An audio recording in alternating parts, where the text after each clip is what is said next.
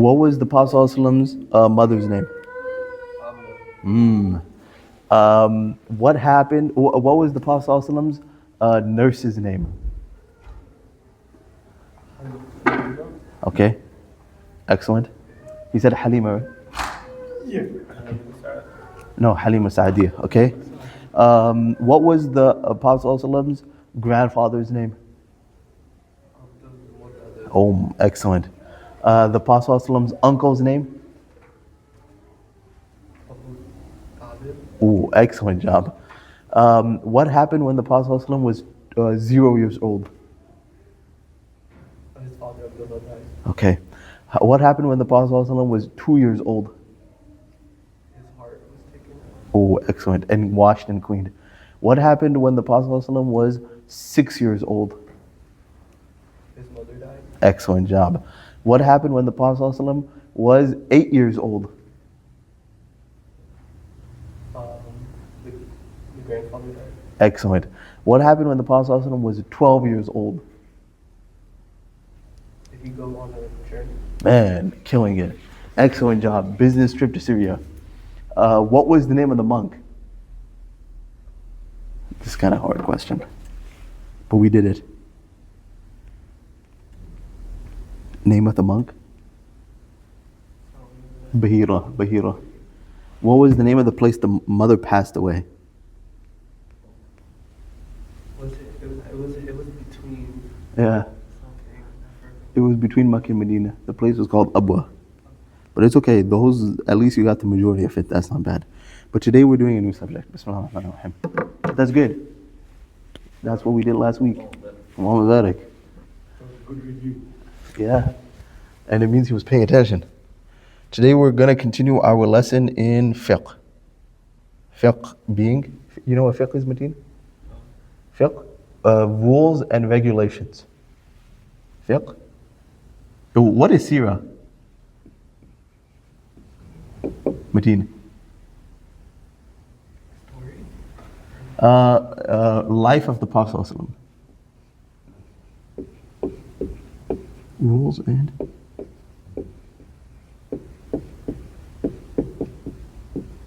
okay.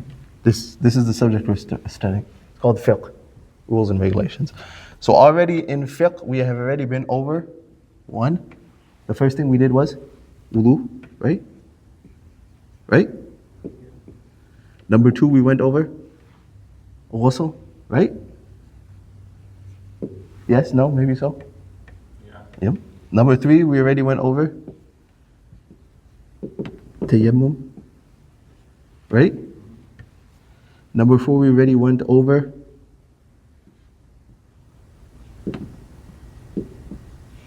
istinja. Huh? If you don't know what any of this is, ask me. Do you know what any of this is? You know what wudu is? Okay, so wudu, yes. Do you know what ghusl is? It's when a person is in, there's 2 types of impurity a person can be in. 2 types of impurity. One is called minor impurity and one is major impurity. Minor impurity happens if a person maybe goes to the restroom. Huh? Or he passes gas or wind, okay? That's minor impurity.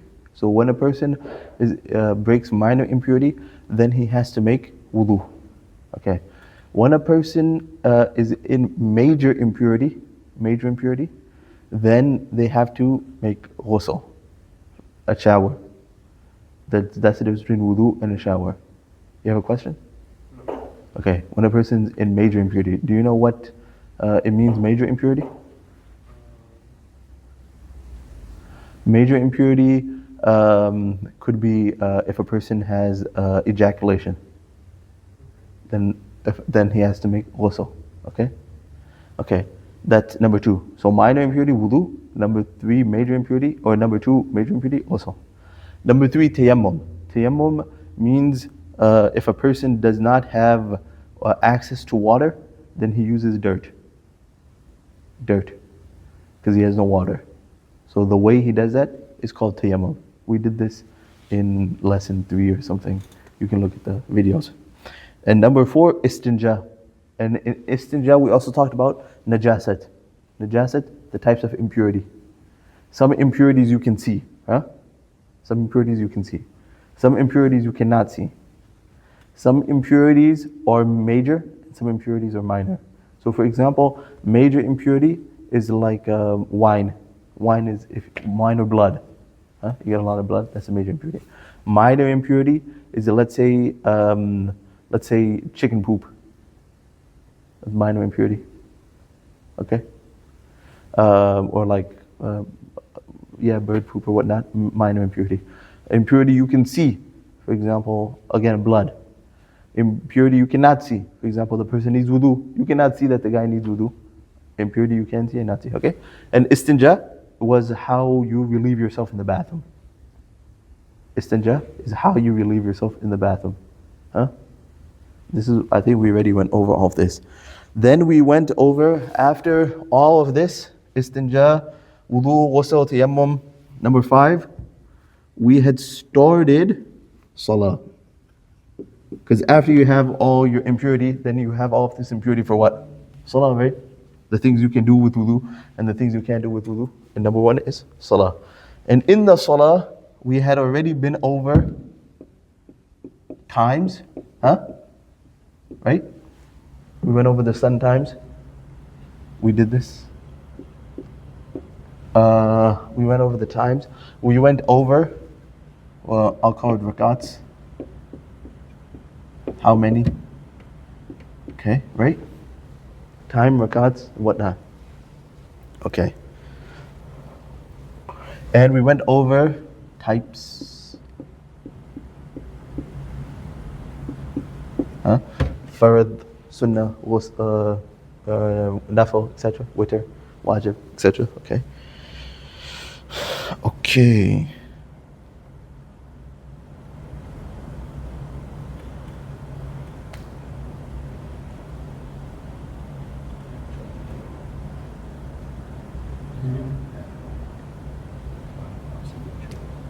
Okay.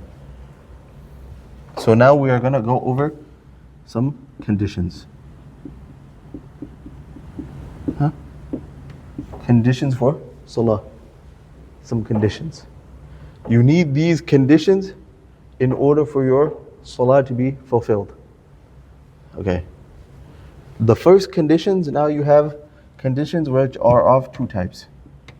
You have conditions which are inside salah, and you have conditions which are outside salah. Huh? Conditions in salah, conditions outside salah. First we're going to speak about these conditions outside of salah. Okay? Conditions number 1. You need to have a clean place. Huh? A clean place. Meaning the ground on which you're going to be performing your sujood, this place where you're about to pray, has to be clean. Okay. Now, majority of the time, if you're praying in a masjid, you're going to assume it's clean. But let's say you're praying somewhere public. Huh? You're praying in a park, on the street, at work, at school. Now, the default of a place is that it's clean unless there is something there that's going to show you that it's not clean. Meaning the default of a park, the earth, is that it's clean. Unless you see that there's some dog poop, then obviously you're going to know it's not clean. Or you see something in the area that might give you the indication it's not clean. Okay? So for example, one is that you see dog poop on the ground. So you already know, okay, I cannot pray here because there's dog poop on the ground. I can't pray here. But another thing is that you see that there's dogs in the area. So you didn't necessarily see that there's dog poop, but you saw, hey, this is a dog park. I'm not going to pray here because they might have urinated or something. Huh? Make sense? So one is that you saw the place is dirty, and another is that you did not necessarily see that it's dirty, but there is something in the area that's giving you the indication this is dirty. Make sense? Okay, clean place. Mateen, you have any questions about any of this? No. Not the times? I have a question. What do you call it when you enter like salah, like Uh-huh. Like, what's it called when like you enter When someone is leading and you are now being led by him, yeah, but like you miss one or two rak'ah. when you miss one or two, Yeah. What's that called? the one who's being led is called the ma'moom. That's the one who's being led. The one is called the ma'moom. And if he has missed a rakat or he has missed two rakats, then there's no specific name for that person. He's still a ma'moom, but he's just gonna have to make it up after. But there's no specific name. Okay, one is called clean place. That's condition number one. We're talking about outside of salah. Because he's not in salah, this is in order for his salah to be fulfilled. Clean place. Number two.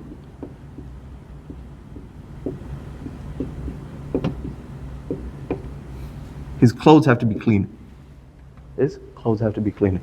He cannot have najasat on his clothes. Now, I said najasat is of how many types? Yeah.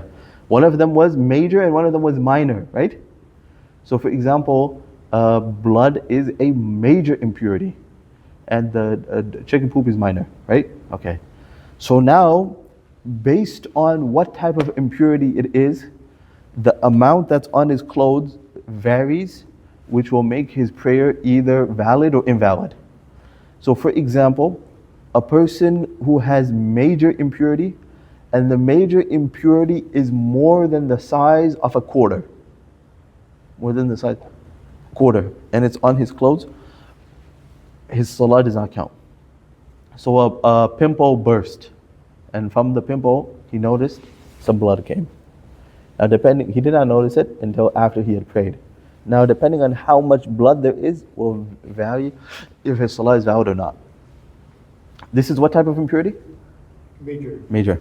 So minor impurity is? So the blood has to run. Yeah, like it left a stain, because we're talking about his clothes.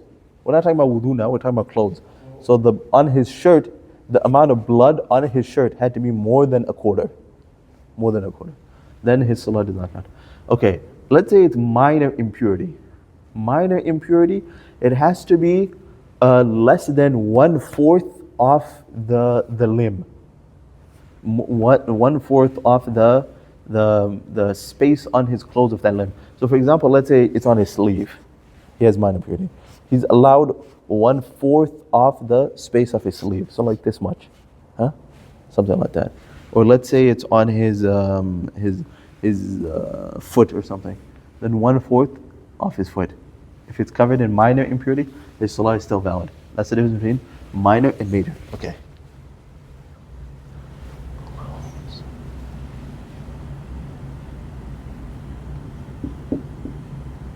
Number 3, it has to be the right time. You cannot pray Maghrib in Asr time, and you cannot pray Asr in Isha time, and you cannot pray Isha in Fajr time. It has to be the right time. Unless it's voluntary prayer. But we're talking about Farad prayer. Farad prayer has to be in the right time. Number 4. Intention. He has to have intention when praying. Now that doesn't mean that the niyyah. That does not mean that he has to necessarily say, oh, I'm praying 2 rakats, Farad, Fajr, whatever. It's so long as when he's praying, mentally, he can do it in his mind, of course. He knows what he's praying. He knows what he's praying. He knows what he's praying. That's the intention. Even if verbally he says something wrong. Let's say in his mind he knows, I'm praying Fajr. But accidentally he said, I'm praying 2 rakats Dhuhr. But in his mind he knew he was praying Fajr. Fajr is in the mind. Okay. Number 5, Qibla. He has to be facing the Qibla. Otherwise he cannot, his salah obviously does not count. Now, there are some conditions when trying to find where the Qibla is. There's some conditions when trying to find where the Qibla is. Number 1, if there is if he comes to a person's house, like a Muslim person's house, or there's a Muslim in the area, or he's at a Muslim person's store, the first thing he's going to do is he asks the Muslim person which way is the Qibla. Okay. Why are these conditions important? Like the way he finds out the qibla is because, let's say, in the Arabic word for it is called taharri. It means your investigation. Your investigation. This is how he investigates. Okay. So the first thing he does is he's going to ask if there's a Muslim, which way is the qibla? Okay. Let's say there's no Muslim person, then he might use the sun. Let's say he can't see the sun, then he might use his compass. Huh? Whatever way he finds out that this is the qibla. Okay, but then now this is very important. This is called taharri, it means investigation. Whichever way he has now investigated and he said this is the correct way, now he's not allowed to pray in any other direction. Okay, this is important. One day what happened is there was a group of us traveling, and it was close to Asr time leaving. So let's say 7:50. Now there's only maybe 4 or 5 minutes left for Asr. And then we stopped to quickly pray Asr. We were not able to stop for a while, and then finally we were able to stop 7:50. So everyone out of the car, they jumped out. And one of them quickly, I don't know, maybe he looked at his phone or the compass or whatnot. He quickly said, oh, this way is Qibla. And he started. Huh? He quickly looked around. He said, this is Qibla, started. And when he started, everyone behind him also started, because he's now the Imam. One of us, our teacher, he, without looking, he just looked at the sun. And he saw that they were facing the wrong direction. But now that he knows that they're facing the wrong direction, it means he's not allowed to face that direction. He has to face the direction that he now knows is correct. Huh? He's not allowed to face it. He can't join them because he knows they're wrong. He knows they prayed wrong. He has to pray in his own direction. Huh? Unless he tells them, oh, you guys are praying in the wrong direction, and they all turn. But if they don't change unto his qibla, he's not allowed to pray on their qibla, because they don't know that they're wrong, right? They think they're right, but he knows that they're wrong, but he also knows which way is right.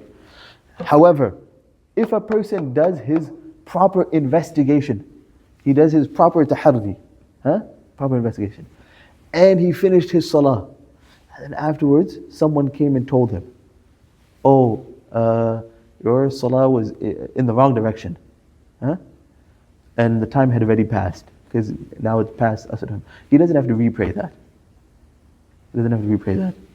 So long as he did proper investigation. He was wrong, okay. That doesn't mean he has to repray it. Okay. That made sense? Qibla. Oh, another thing. This is also kind of important. Qibla. Obviously, when we're talking about Qibla, we're facing the Kaaba, right? This is the direction we're facing. Okay. Now, there's two opinions. Because to face exactly the Kaaba all the way in North America is going to be very, very difficult. To face the exact direction. Okay. So, or maybe you're traveling and you can't face the exact direction. So now we have to figure out how close do you have to get. Okay. So there's two opinions. One of them said,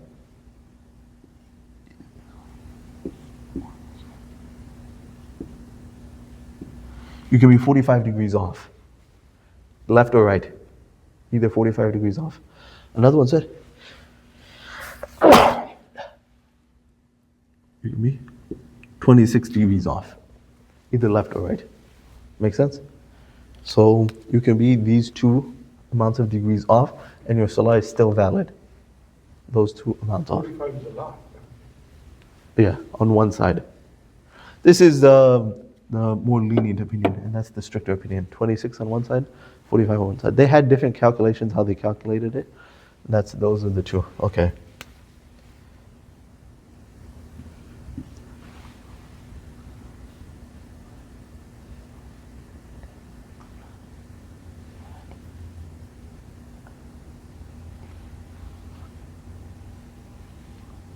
Do you have any questions, sister?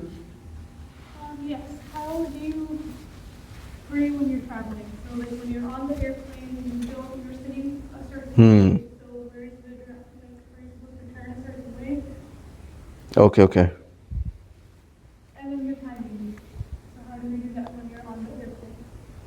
Like if you're in aeroplane, Yeah, especially on the airplane, yeah, when you're traveling.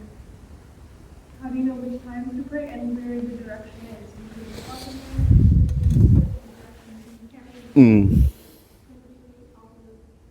It's a good question.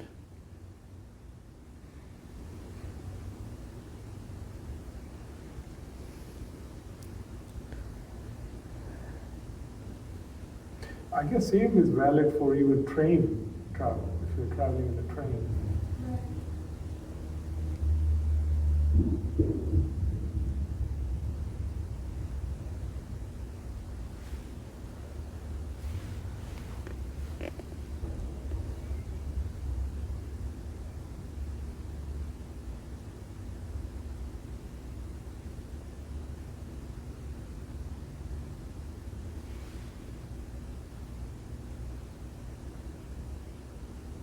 And another question, part of this question is that, do you have Oh. to pray on, can you pray on the seat, or you have to Huh. use the prayer rug and then do it on the floor? Okay. Here's the two. This is a two-part question. Okay. Part number one is, you're traveling, yeah, and now you need to pray. Okay. It's a farad prayer. A farad prayer has to be prayed standing up. If you can, meaning you're physically capable. A farad prayer has to be prayed standing up. Number one, farad prayer has to be prayed standing up. So now, if it's a nafil prayer, sunnah prayer, it can be prayed sitting down. Huh? It can be prayed sitting down, and in some conditions, it can even be prayed facing any direction. Not necessarily facing the qibla. Okay. But now you're talking about a farad prayer. So condition number one is, you have to be standing up. Standing up. Number two, the way you are going to determine the salah timing is you're going to have to determine the salah timing based on the sun. Because that's the only thing that you're going to have at your disposal in the sky.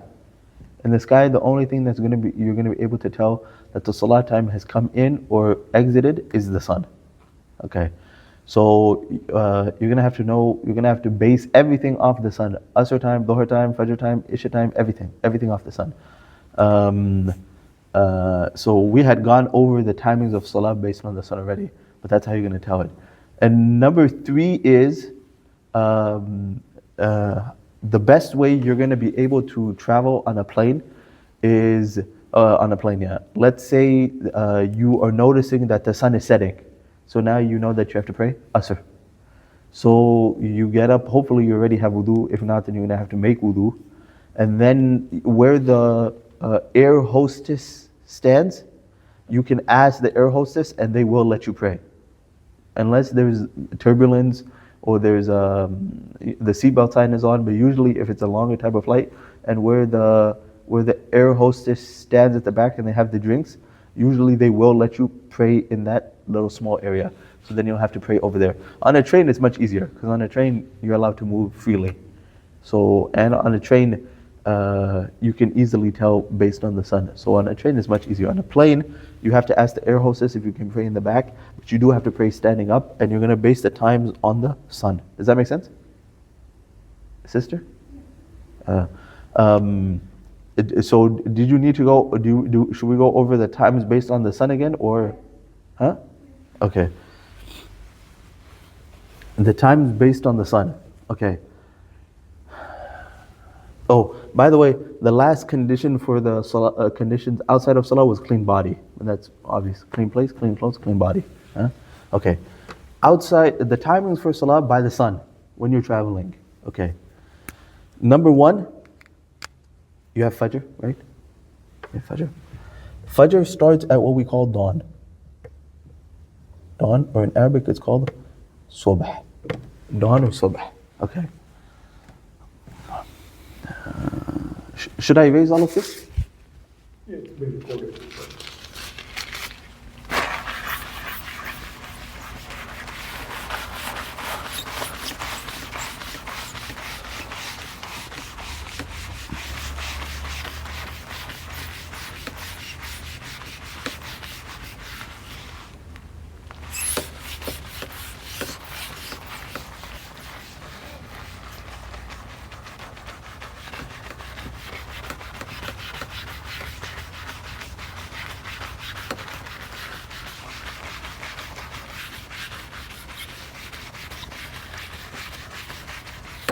Okay.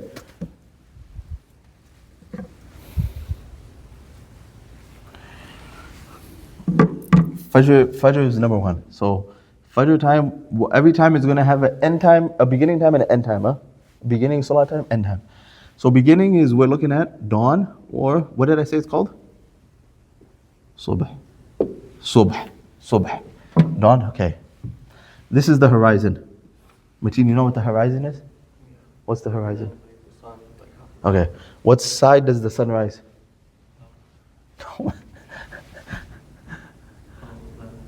No, man. This is west and this is east. What side does the sun rise on?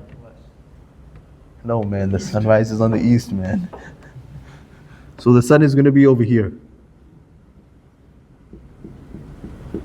Huh?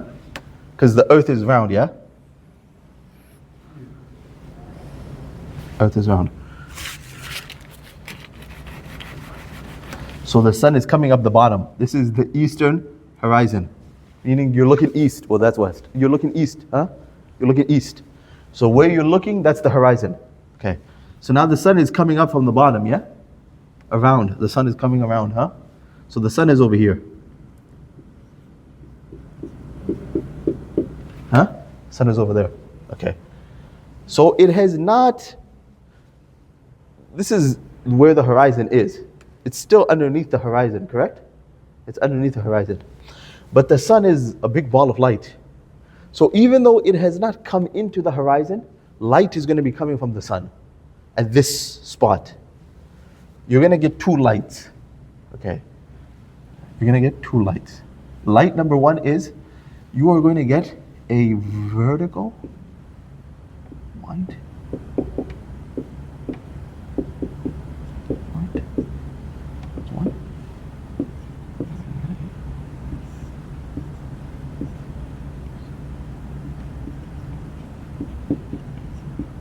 Okay. When the sun is coming up from the bottom, huh, the first light that's going to come from the sun is a white vertical light. The white light is going to shoot up. That's the first light that's going to come. This is what we refer to as, in Arabic, it's called false dawn. False dawn. It looks like dawn because you got a light, but it's not dawn because it was a vertical light. Okay. Then the sun continues moving, huh? Closer to the eastern horizon. The ball of sun is moving until it comes to a location where you're going to get red light horizontally. Meaning on the whole horizon you're going to see red light. If you go to the beach, you'll see this. Because the beach, there's no blockage. Huh? You can see the horizon as far as your eyes can see. So you're going to see a whole red light. Okay.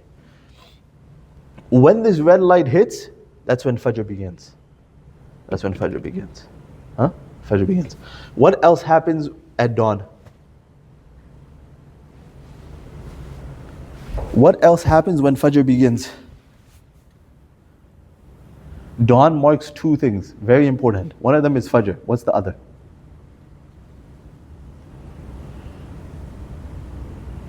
Sister?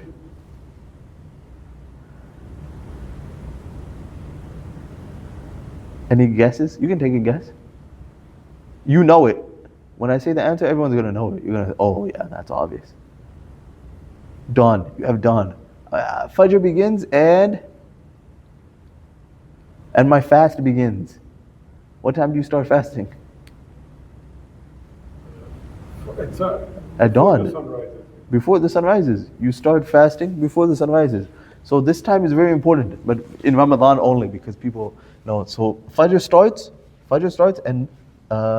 and your fast begins. Okay. So you're going to see this red light dawn, okay? Now, you're on an airplane. So you're not looking at the horizon. So you're not going to be able to tell, oh yeah, the sun has hit the horizon. Are you going to be able to tell that? No, you're not going to be able to tell that. So you're going to have to look at the end time. Because the end time is when the sun comes here. Huh? And the sun has come over the horizon. Now when the sun has come over the horizon, this is what we call sunrise, right? Huh? When you see the sun coming up over the horizon. When this happens between dawn and sunrise, there's going to be a lot of light in the sky. Because the sun is, from dawn all the way till before sunrise, there's going to be a lot of light in the sky. So when you're on the airplane and it went from pitch black, and you start to see a little bit of light in the sky, you know, oh, Fajr time, the end time is about to come in, I can quickly pray. Make sense? Huh? Okay. So that's Fajr, done. So it started here, what was this called? No man, it was called dawn. And it ended at? Sunrise, okay. That's Fajr. Now number 2. So you're gonna know, because if you go outside, let's see, the sun rises at? Sun rises at 6:31, huh? 6:31. Go outside today, tomorrow at 6 o'clock, 6:15. You're gonna see the sky is bright. At 6:15, the sky is bright. Did the sun rise? No. If you're on an airplane, you're gonna be able to tell, oh man, this is kind of bright outside. Okay, it's time to pray. If you see it, you'll be able to tell. Go outside tomorrow at 6:15 and you'll see how bright it is. Huh? Even if you pray Fajr in the masjid, sometimes you leave from the masjid after Fajr, and it's kind of bright outside. But it's not the sun, it's dawn. Okay. Now we have number 2, Dhuhr. Dhuhr. Okay. Mateen, this is the horizon. East, west. Huh? This is the horizon. The whole earth. Got it? Okay.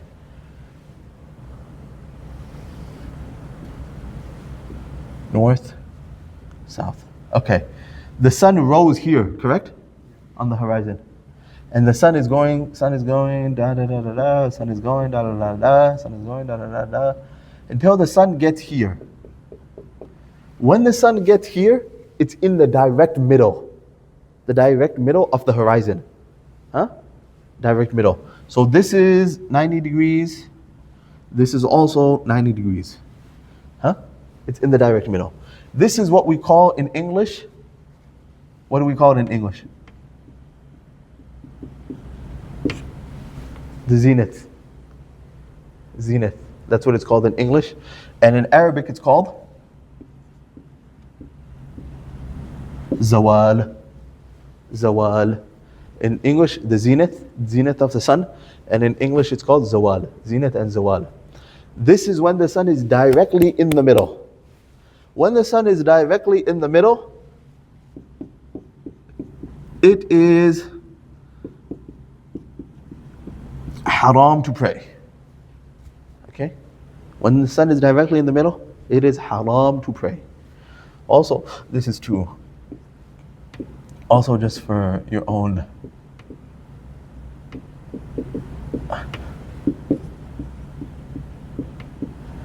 When the sun, at sunrise, it's also haram to pray, and at sunset, also haram to pray. Not allowed to pray at those times. Okay, so today, okay, you see it says 1:13? 1:13? So I'm giving it to you based on the time. So it's going to equal today 6:31 for sunrise, 7:54 for sunset.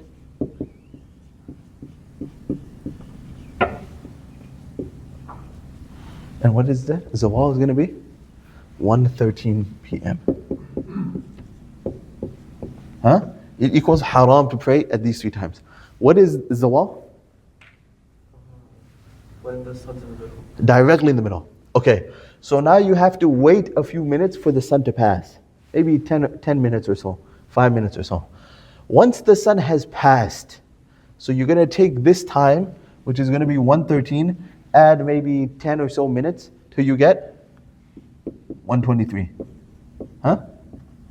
The sun has passed. So now instead of the sun being here, the sun is like right over here. As soon as the sun has hit that spot, Dhuhr time has entered. And you're allowed to pray Dhuhr. Make sense? Got that? So that tree doesn't start like when it says it's Dhuhr at 1:13. No. You can't pray at 1:13. You cannot pray at 1:13. It means that's the time that Zawal has entered. Meaning you gotta wait a few minutes. Because you cannot pray when the sun is directly in the middle. But why can't you pray when it's Why? The Prophet ﷺ just said those 3 times are not allowed to pray because when the Prophet ﷺ was there was a group of people called the Majusis. Majusis are fire worshippers. Fire worshippers. The fire worshippers used to worship the sun at 3 times. Sunrise, sunset, and Zawal. So the Prophet ﷺ said they're worshipping the sun. They're praying at this time, you don't pray at this time. So he prohibited praying at sunrise. Sorry. Yes, I have yes. a question. Uh-huh. So a lot of masjid they do Jummah around 12:30. So is it permissible to do that, or because it's before the time, right? You cannot do that. Man, what had happened is, technically no. You cannot do that. But I always thought it's before the Zohar time. yeah, no, How can I do Jummah at 12:30? they cannot. What had happened is, As my knowledge of this, yeah, it's only in the sunnahs and nawafil where you cannot pray at that time. But fruit, for example, if you did not pray after, and it was the time of wudu, you should this is pray true. after. This is true. This is true. If you are praying Asr late, because Yes. you're praying Asr late. But at my time right now, I still pray. Yeah. That's different. Because you're praying Asr, but you started Asr before the sun set. You should. Yeah. You started before the sunset. But you cannot start Dhuhr at 1:13. You can, does that make sense? Like, let's say Fajr ended at 6:31 and you prayed at 6:30. Okay, that's fine, because you had to pray Fajr. Huh? But that doesn't mean you start Dhuhr at 1:13. You don't start Dhuhr at 1:13, because there's nothing rushing. That makes sense, yeah. The question you had, what happened is, there's a hadith of the Prophet ﷺ where he said, the Prophet ﷺ had many hadiths. So one hadith, the Prophet ﷺ, when he's talking about Jum'ah, he says Jum'ah is like Eid. Have you heard this hadith? Jum'ah is like Eid. So the Prophet ﷺ said Jum'ah is like Eid. So one opinion out of many opinions from a scholar named Imam Ahmad, the Hanbali madhab, they said, the Prophet ﷺ said Jum'ah is like Eid. So if Jum'ah is like Eid, what time do you pray Eid Salah? In the morning. So he said this hadith, Jummah is like Eid, so you can also pray Jummah Salah before Zawal. But it's a very minor opinion out of all, and it's not his main opinion, minor opinion. But today, I don't know why, I think it's only in America. Yes, and I think it's because Work. Work, and they have like 3 different Jummahs, so they want to accumulate Yeah. all of them. So But do not pray that one. I agree with you. Yeah, no, that's Always go after Zawal. Yeah. So your Zawal hits at 1:13, so 1:23, Dhuhr time has now come in. Okay? Okay. That's what time it entered. So yeah, watch your phone. It might say this is the time. Doesn't always mean it's the time. You got to add some time sometimes. Okay. Now, what time does Dhuhr time end? Dhuhr time end. Okay. Okay. You have a stick. This is the earth outside, okay? This is the earth outside. This is a stick. You stuck a stick in the ground, huh? Okay. The sun is now in which direction? This direction, right? The sun is over here, huh? The sun is over here. Right? On this side. Because it's already past the middle, so the sun is on this side. So Mateen, is the shadow going to be? Ah, excellent. The shadow is going to be on this side, right? Huh? Shadow is going to be on this side. Okay. So now this is the shadow of the stick. Huh? The shadow of the stick. This stick is 10 feet. Huh? The shadow is also 10 feet. Huh? But now the sun moved over here, further along. When the sun moved further along, the shadow increases, because now the light's hitting it over here. So now when the sun was hitting it over here, then this shadow became, let's say, 15 feet. Huh? So the sun then moved over here, and now it's hitting it. When the sun is hitting it, and it became 20 feet. Huh? 20 feet. Then Dhuhr ended and Asr entered. When Dhuhr ends, Asr begins. Okay? So how big was the stick? 10 feet. How big is the shadow? So that means the shadow has to double. And then Dhuhr ended and Asr began. Now you're on a plane. How are you going to know if the shadow doubled? You're not going to be able to tell if the shadow doubled.